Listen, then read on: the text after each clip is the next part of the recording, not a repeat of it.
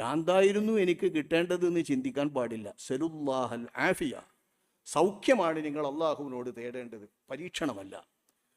പരീക്ഷണങ്ങൾ തന്നിട്ട് സ്വബർ തരണേ എന്ന് ചിലർ പ്രാർത്ഥിക്കുന്നത് കാണുമ്പോൾ നബി സല്ലല്ലാഹു അലൈഹി വസല്ലം തങ്ങൾ അതിനെ നിരുത്സാഹപ്പെടുത്തുകയും നിങ്ങൾ ചോദിക്കേണ്ടത് സൗഖ്യമാണ്, റാഹത്താണ് അള്ളാഹുവിനോട് ചോദിക്കേണ്ടത്, രോഗമല്ല, പരീക്ഷണമല്ല എന്ന് നബി തങ്ങൾ ഉപദേശിക്കുകയും ചെയ്ത ഹദീസുകളുണ്ട്.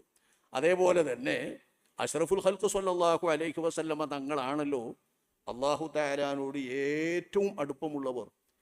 ഏറ്റവും അടുപ്പമുള്ള നബി സല്ലല്ലാഹു അലൈഹി വസല്ലമ തങ്ങൾ മരണത്തിൻ്റെ സമയത്ത് അനുഭവിച്ചിട്ടുള്ള മരണത്തിൻ്റെ ഭീകരത, അതിൻ്റെ വക്രം, ആ സമയത്തുണ്ടായിട്ടുള്ള നബിയുടെ അവസ്ഥ, നബി തൊട്ടടുത്തുള്ള തോൽപാത്രത്തിൽ കൈവച്ചുകൊണ്ട് ഇങ്ങനെ തണുപ്പിക്കൊണ്ടിരിക്കുന്നു. അതിന് കഴിയാതെ വന്നപ്പോൾ മറ്റുള്ളവർ തോൽപാത്രത്തിൽ വെച്ചിട്ട് അവിടുത്തെ മുഖത്തിങ്ങനെ വെച്ചുകൊണ്ടിരിക്കുമ്പോൾ നബി സല്ലല്ലാഹു അലൈഹി വസല്ലമ തങ്ങൾ പറഞ്ഞത് ഇന്നലിൽ മൗതി ലസക്രാ, മരണം എന്നത് വല്ലാത്ത ഭീകരമാണ് എന്ന് അഷ്റഫുൽ ഖൽഖ് സല്ലല്ലാഹു അലൈഹി വസല്ലമ തങ്ങൾ പറഞ്ഞത് നബി സല്ലല്ലാഹു അലൈഹി വസല്ലമ തങ്ങളുടെ വഫാത്തിൻ്റെ നേരത്തെ നബി അനുഭവിച്ചിട്ടുള്ള ഭീകരതയാണ്. കാരണം ഈ ദുന്യാവിൽ നിന്ന് വേർപ്പെടുന്ന ആ ഒരു ഭീകരത ഒരു വല്ലാത്ത അവസ്ഥ തന്നെയാണ്. അത് ആർക്ക് എപ്പോൾ വന്നാലും അതൊരു വല്ലാത്ത അവസ്ഥയാണ്.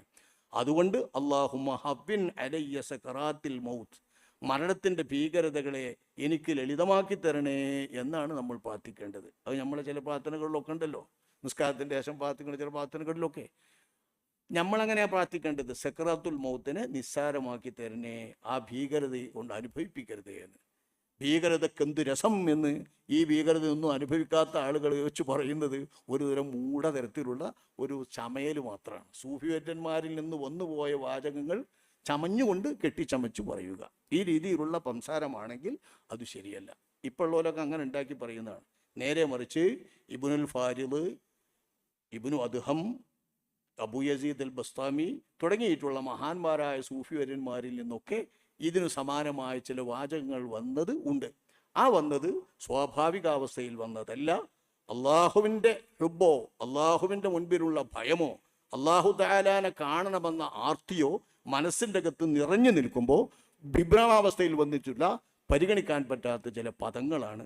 അപ്പദങ്ങൾ അനുകരിച്ചുകൊണ്ട് നമുക്ക് ഗാനമായാലും വാക്യമായാലും പറയാൻ പാടില്ല. അതൊക്കെ ഒഴിവാക്കുകയാണ് കരണീയം.